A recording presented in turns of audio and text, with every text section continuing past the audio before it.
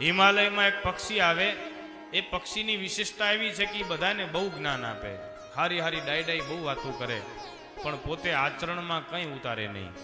એટલે કથા અને ધર્મને લઈને એવી મોટી મોટી વાતો કરે, એવી મોટી મોટી વાતો કરે, પણ આચરણમાં તો એ કે નહીં, આચરણમાં એ કંઈ પણ ઉતારે નહીં. તો આ ભૃંગના લક્ષણ. પછી કયું છે વૃષ, એટલે કે બળદ. બળદ, આ બળદ છે એને તમે જે આપો, એને તમે મીઠી મધુરી દ્રાક્ષ આપો કે ભૂસો આપો, એને બે એક સમાન. એ દ્રાક્ષ તે એવી રીતે ખાય ને ભૂસો એવી રીતના ખાય, રસ વગરનો, સ્વાદ વગરનો. એને દ્રાક્ષમાં કાંઈ ફેર નહીં અને ભૂસામાં કાંઈ ફેર નહીં.